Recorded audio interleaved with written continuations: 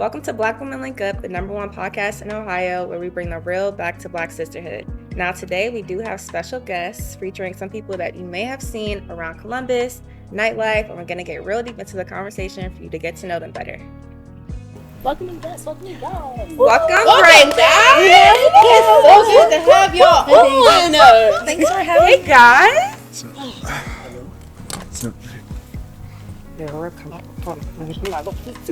Jesus. So for our guests today, we have Marx Madness. What's up? We have Bralyn. Thank you for having me. And then we also have Dre. We feel like there's just a certain perception that people have of Columbus nightlife, of people that are like in the media, in the scene, and we just want to really talk about who we really are as people, our personalities, what we've been through, what breaks us, what makes us, and yeah, so I'm just have y'all introduce yourselves so the camera can get to know y'all. So, Y'all we're gonna put rock, start paper, with. scissors. Rock, paper, scissors? I mean, 1, 2, 3. Shoot. Go ahead. yeah, me first. All right. Yeah. So, which camera? This camera. All right. Anyone. Us. Look So, at me. my name is Marx Madness. I'm a DJ. Been living in Columbus for like 3 years now. New to the nightlife around here, but I'm from Cleveland. Been doing my thing for about 7 years now. So, it's nice. Great being here, man. Appreciate y'all for having me up Do you here. like it or do you love it? I love it for real. I ain't gonna lie. I love it for real, man. Bralyn? My name is Bralyn. I am a 20-year-old who just moved to Columbus last June. I don't know too much about Columbus, but for as long as I've been here, I do like it. Work at Ohio State. I'm in school for nursing and just here to further my education and see what's next. You go, girl. We love that. If y'all can't tell, this Bree's little sister, y'all. Yeah, they look Just in case we had to, honestly, hear I it. couldn't tell them apart. It was difficult. Yeah. We love you, Bralyn. How you enjoying the nightlife? I heard you go out. I love it. Oh, I've just started going out now that I'm She loves it here. I'll be outside. I heard you go out. Like be outside. Be outside. Last but not least, Dre Tyson. I guess I'm the owner of Noir Lounge, but been in the nightlife space for about 15 years, in Columbus for about 7, I would say. Columbus is interesting, I'll say that, but I do like it. I can't say love, but it's getting to a point where, I feel like the nightlife is kind of changing for the better, but it's still some strides that need to be made out here. So. How have you been in nightlife for 15 years when you're only 22? I He's over 22. wish. I've been doing it like literally. My first party I ever threw was after prom.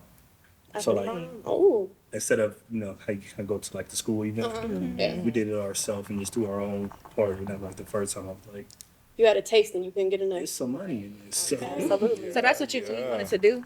Like off I break? knew, Like, I knew for a minute I was gonna go this route. When I went to college, literally the same thing. I went straight into it. Started as like a little promotional guy, getting a freshen on the party bus and things like that.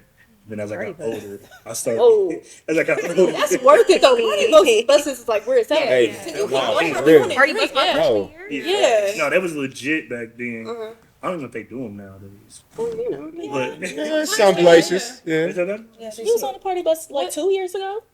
No, My I'm talking about birthday. like You talking about That's current an age. the college kids. Like, we Yeah. get Yeah, those college. kids. Yeah. Imagine being a kid. Then, I don't know. like, I've they would seen pick you party up and buses take you back to going campus and things like that. So. Yeah. And everybody just falling off the bus because they just so busted. They're Yeah. not supposed to be, but it happens. What got you into party promoting though? Like somebody just walked up to you and was like, "Hey kid, here's a flyer." Nah, literally, it was just like I'm from Lima, Ohio, so it's a small city. Where? Lima. I've never. I'm from Lima, Ohio, so it was like this one of those situations that once I threw that party after prom, I was like, wait a minute, it's money here. Like as an 18-year-old kid, and one night you're making like $2,000. It's like, That's some change. yeah, it's like, That's a change. I can do Yeah. this more often to make this, you know what I mean? So that's kind of what started it, really. Mm-hmm. And then, like I said, once you got to college, you just see everybody. I'm like, man, like, you just think about it, like, man, icebreakers, for example. Like, who's throwing those? Like, how they get money? Like, dang, that's $20 a person at, you know what I mean, 300 people. That's $6,000. somebody getting paid. You That's nigga rich. That's just kind of how I looked at it, like, you know what I mean? And I'm also in the financial world, so it makes sense. So, Did you always know that you wanted to be a DJ?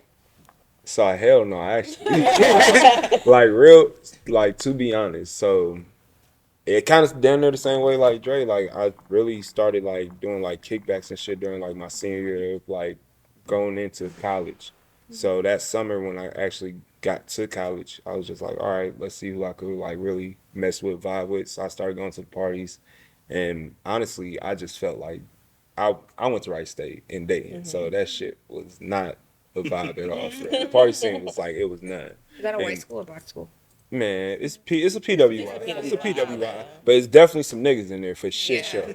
But it was more so like the vibe wasn't there. The vibe, like it was no party scene, no nothing. Like you gotta go into the city to the hood, like literally to the hood to go party. So it's like The Hammerjack tape back then. yep, I'm about to say. So it's like, it was just different. So especially coming from Cleveland, so coming from big city to a small city, it was just not the same. So I want to say my sophomore year when I first got my apartment, me and my boys, we ended up throwing parties and kickbacks and stuff, and it just started building and building. And I was actually playing music off my laptop. I never had like equipment or nothing.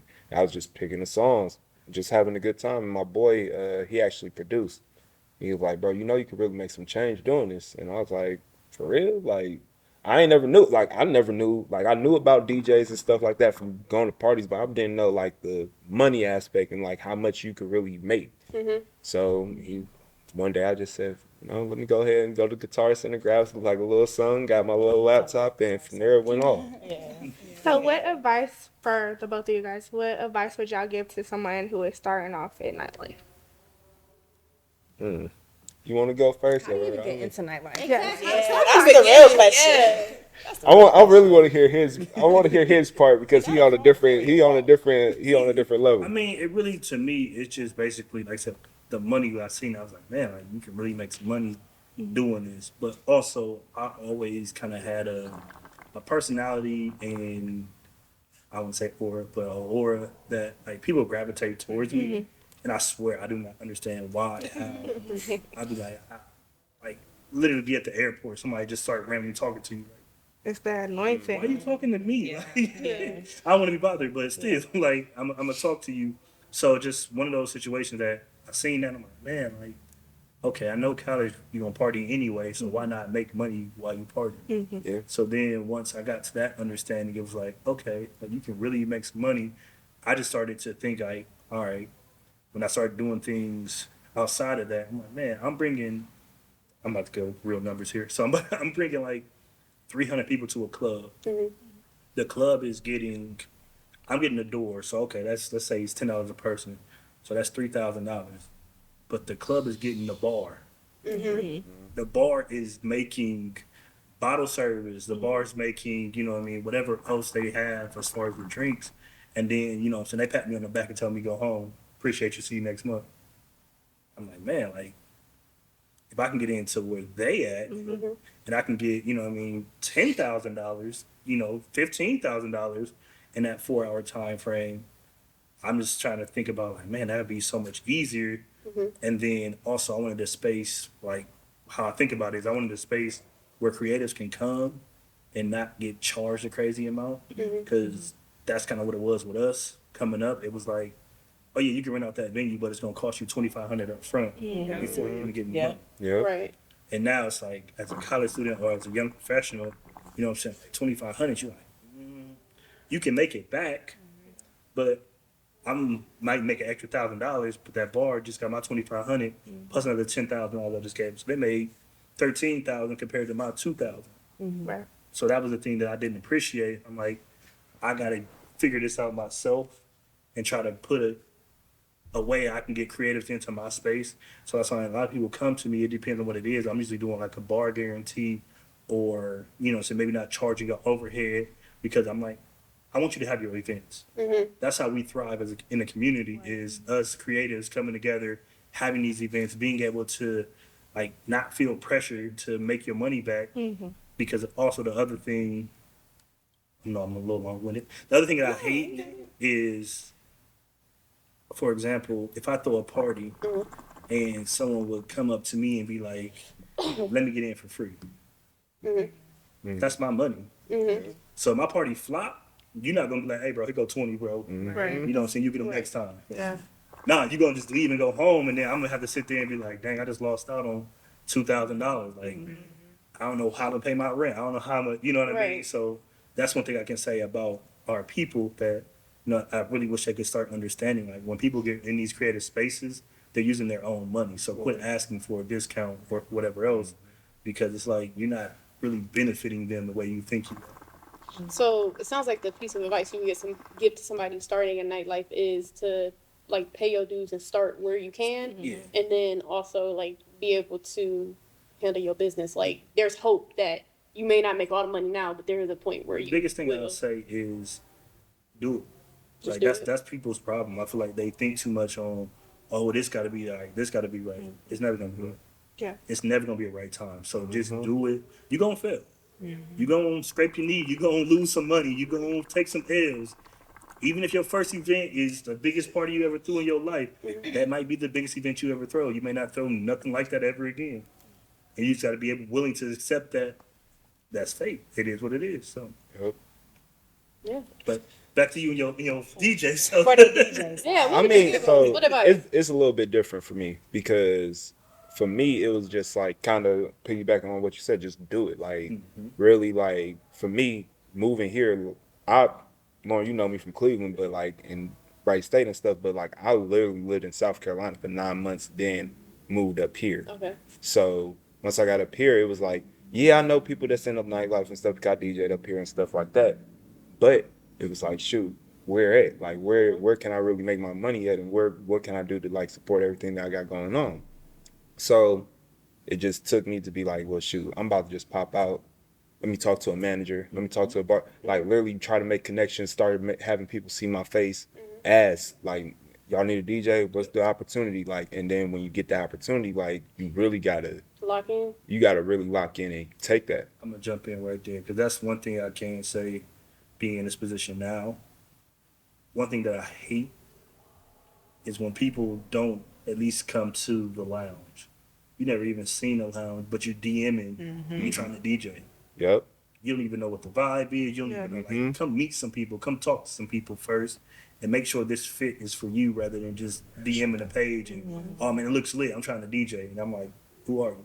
Exactly. So, You gotta brand yourself. Because it's definitely a whole lot of branding. It's a lot of networking for real, and it like I'm not gonna lie, I spent way more money in the beginning, and I ain't even DJ a dime. Like that's just me. You know, I'm going up there buying shots. I'm like, I'm not trying to really make an impression like that, but like really building relationships. Be like, okay, he come in, he bringing a couple people with him.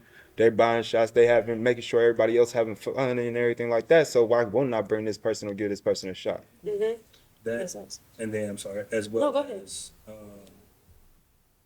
yeah, it's definitely bringing people in, but also not asking for the busiest night. It's also something that's if Man, you want to learn how to I mean, if you never DJ somewhere, hey, you ever happy hour? yep, I just come in and spin on happy hour. Like, you know what I mean? Like, you don't have to get paid every time you do something. exactly. I'll tell you like this. With Aura, when I first like Aura was the first people to give me shout out to nigga. Literally the first person to give me a shot and on Taco Tuesday, and I was just opening. I was like, you know what? They told me the budget. I'm like, look, I'll do the first 2 nights free, bro. Like, don't worry about it. I just want y'all to get to hear me actually DJ. I don't care if the night packed or not, or if it's crazy. I don't need to close. Like, give me the opportunity. I'm gonna show y'all what I got, and then from there, hey, that's all I could do at that point. So it's up to y'all to say, okay, I really messed with him. I really like what he doing, or I don't, or you don't. And luckily they did. You feel me? So Bralyn, I wanted to ask you, what advice would you give somebody who's going back to school or is in school, and maybe somebody that's looking to go into nursing? Like, what advice would you give them on their start? Stay focused because it's very easy to get distracted, especially when you're in school. Mm-hmm. Like, In school and doing your regular life. right. Yeah. Balancing being able to go outside and still being able to say sometimes, like, I can't go because I actually have to study. I have an exam tomorrow. So, What made you want to be a nurse? when I got out of high school, It's funny because I really didn't even think that I wanted to be in the healthcare field because I didn't know what I wanted to do. And they were hiring by my house to be a CNA. So I was like, oh, I'm going to give it a try.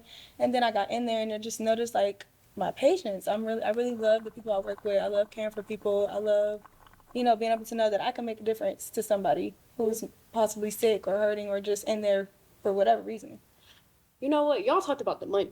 Like, okay, I seen the money was in it. You talked about the passion, which of course there's money in nursing. But like, would y'all say it's the love too?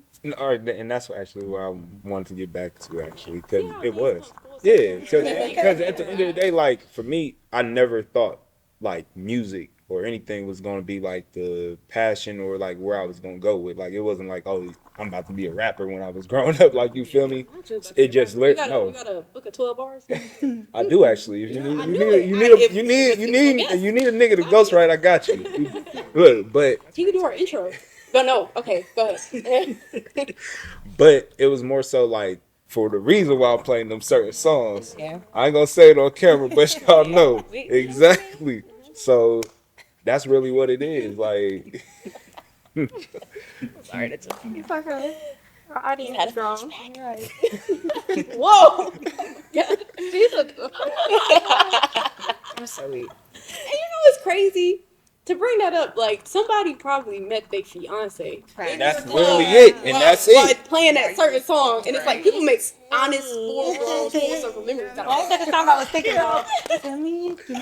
Love is a friend. It's crazy. People, I know some people that still are like in relationships because of events that I have thrown or done before they met there. Like, it's kind of dope. So, That's fire.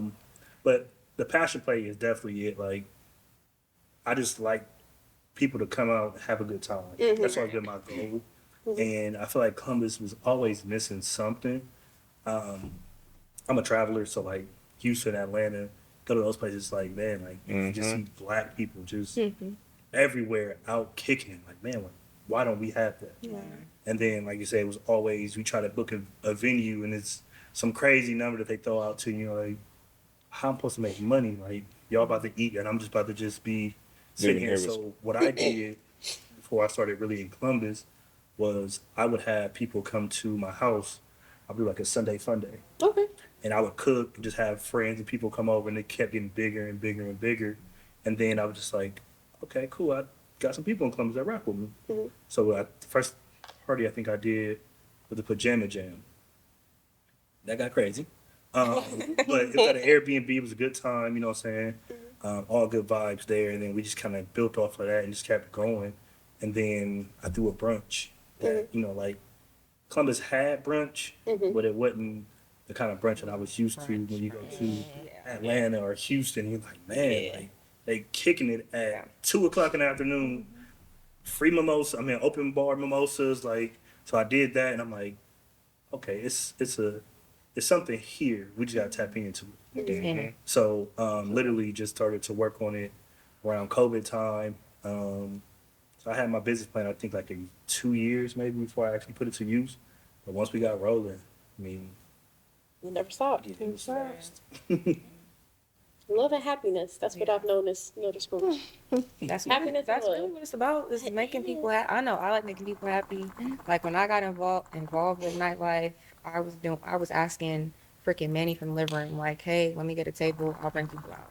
Started bringing people out, and that turned into me promoting for X, Y, and Z place that I'm not going to mention, and it kind of rolled from there. And now it's Brianna Styles, Brianna Styles. But that's really what drove me to like stay into nightlife, and that's why I be outside because I just like being around people. I like having fun with y'all. I like meeting people, and then I'm also like networking and promoting myself outside of nightlife. So like I do real estate staging, I do this and that, and making sure that people know that other side of me besides Brianna that likes to turn up. So yeah, but what I would love to talk about with y'all is that I know like we talked about nightlife, things like that, but like who are you guys outside of nightlife? So like when you go home, when you're with your family, when you go back home, whatever, like who are y'all really? Don't answer at once. Do you want to lead again? You don't have to lead again. Shoot, I I don't. mean, even with nursing too. Ladies first, honestly. Outside of your job, outside of school. I would say I'm the girl who likes to be around people, very talkative. at times. I don't know. That's a good question.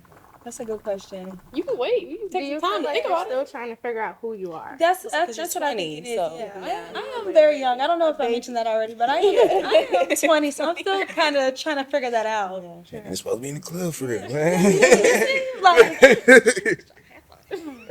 Young love. Well, let me ask you this. Do you feel like you identify yourself based off of the career field that you're going into and the passion that you have in that area? Or do you still separate your passions and what you're doing for your career versus who you really are? a little bit of both, because I do feel like what I do in my career and in my job plays a part with how my personality is. I do feel like my job speaks a lot about how I am as a person. So to answer your question, a little bit of both.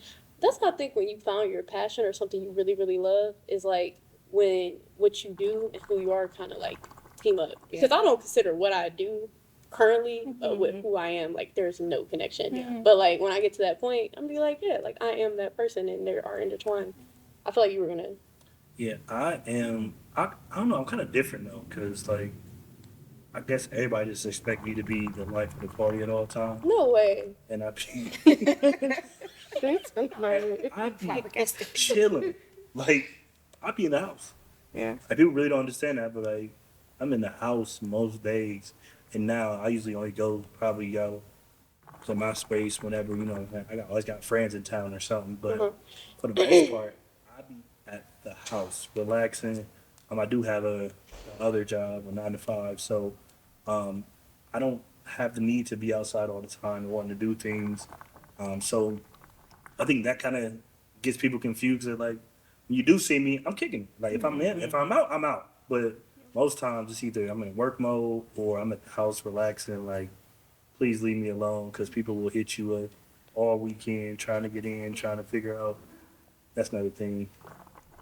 I wish people would stop texting me about. It's a PSA. It'd be like the day of. Look to Like, the camera. Right. That's the camera. Say which camera's on. if you tell Which me, camera is on? Camera on me. if you tell me you come into the club, that's fine. yeah. But don't tell me at 10 o'clock, 11 o'clock, 12 o'clock. Tell me before, and I can get you in. But like when you hit me up at 10 o'clock, at that point my phone probably on do not disturb, and I'm probably not gonna respond. So that's the only thing. It's annoying. Nothing personal. Nothing at all. personal. Nothing at all. Just But that's the thing. People that like are my real friends, they know that. And that's the thing with a lot of people now that I'm in this space is I met a lot of people since we opened, and it's like y'all don't even know me for real. Like why y'all think that y'all should get a discount for? Reaches. Yeah, like You feel like Drake, don't you? no, not Drake. A little too big. A little too big. I'm just saying. It's big. But it's like they always, ask, want like, oh, let me get a discount on a bottle or da da da. I'm like, why? Like, who are you to make me want to give you a discount on the bottle? Like, what have you done for me besides probably ask me to get in for free? Then you want to get a bottle for cheap. Like, what are we doing here? Like, you don't. If you go out of town, if you go somewhere else, you don't know that person. You don't ask them for a discount. So what makes it different here? Do you feel like you be in the house? Have you always been in the house, or is it like now that you're into nightlife, you feel like you need that time to yourself to kind of like? A little bit of both. Like, I'm a traveler, so like typically I go out of town to keep. Like, I'll go somewhere and just ball out, and then come back home. And I'm in my safe space, and then probably won't do nothing for, weeks at a time. And then I'll pop out here, but I only go to certain events and certain things too. So that's something about Columbus is that, like I said, I don't feel like Columbus nightlife is on the same level as some of the places around the world. Right. So it makes it. absolutely not. Let's be for real. It's Columbus. So Respectfully. it makes it difficult to me to really like. I like fun. I don't like standing on couches and just sitting in sections. Like when I bring a DJ in, I'm like, yo, open format, play whatever you want. You're not stuck to the trap music or to this. I love when I hearing the 30-minute sets of slow music at the end of the night. Like, hey, get these men on women. Like, let's dance. Let's have some fun. Like, Hey, man. instead of it just being a contest of who spent the most money. Right. Facts. And that's what nightlife is kind of turned into. So I would say that's the difference between the black clubs and the Spanish clubs. Oh, they Them gonna dance. Spanish Yeah. clubs. They gonna dance. Whew. You think the girls can dance? Any Them kind of men multicultural fucking it up. nightlife is always like They be only black person in there. No Spanish. Afro beats, they be doing Afrobeats Yeah. is my favorite nights to go out because dance hall. it don't matter. Sorry, Lauren. I didn't it even- don't I didn't matter say who you are when you go out to an Afrobeats, reggae, dance hall No, party. She went Afrobeats. Lauren want to be on the Hater. couch. Lauren went guns. She want. I'm figuring this in the club, but I mean, Yeah. like it'd be a ball. I get that. Yeah. But yeah, so I would love to bring that back. I feel like it was an era where people like men and women was dancing in the club, and now it's like it's a standard thing. That was back when girls was throwing ass though. I'm sorry, just saying it. I'm just saying it. I feel like I'm just saying it though. Y'all don't think they? No, think they do Men, no. They do, No. but a lot It's of kinda times scaled they be down, I in will a, say. like, section In the with the friend other, Yep. the other friend, like We gonna twerk on our Twerking on girls. your friends Yeah, for shit show. yeah. Because in my defense, my personal experience, men don't know how to talk to women anymore. That's It's, a fact. it's always like Real. some corny, let me get you a drink. I don't want a drink. Like, what are we really getting That's at not a here? bad line. That's not That's bad. not a terrible. line. In the space, it's not a bad line. Yeah. Where you at? It's not a bad line. Because you're not gonna talk. You're not about to have a full blown. Because I had. Now it's only special moments that you really would meet somebody and just barely have a full blown conversation in the club though. Like I done had that. I would. But Go ahead, Mitch. but to buy you a drink real quick because I ain't about to. Yeah, like Okay, but yeah, buy how me a much you drink going- and have a conversation. Don't buy me a drink and then Walk away. no. that's They weird. just be standing there expecting me to like No, dance that's with them weird. or whatever, and it's like, what's your name? Where are you from? Like, Now That's that's weird. funny. So I always say a lot of men miss out on opportunities because they don't know how to speak. That's it right there. Like, Yeah. if you see a woman in the club or wherever you at, and like a lot of men just won't say a word. They'll stare. And be looking at, be having a whole fantasy about y'all too. Because I moved to the whole opposite side of the club. It's so easy. Conversation with the eyes only. If you just said hi to that woman, you would have got so much more further. Right. Yep. But I will say this though too. Women do the same thing. Also true. Women do the same thing. Y'all throw a lot of hints. Yeah. Y'all like it's literally a rarity to see a woman come up to a guy and just have a conversation. I don't know. But y'all will look at us from across the room and won't say shit. I don't know if it's because my age or whatever, but I'll be thinking like the man approaches a woman, so that'd be 90% of the reason why. But Yes, I'd be but- like, Yeah, I mean, let's be real. It's fair out here. Yeah. Like, a girl can approach a guy can approach a girl. Like, I understand, like, traditionally, yeah, God, courts a woman first, everything. But we, like, understand, ladies. Man, talk. Understand, ladies. Chivalry ain't dead, but y'all can definitely do some, you feel I me? think it's so funny Some how you're proactive saying stuff. how, like, traditionally the man will court the woman. I think nowadays male roles and women roles have switched so much when it comes to nightlife, Yeah. dating in general. It's almost like women are turning into men and are expected Y'all like to to be like. a little spoon every now and that's definitely what it is. I want to take No. a deep dive into it. I don't think men set that standard. I think women do.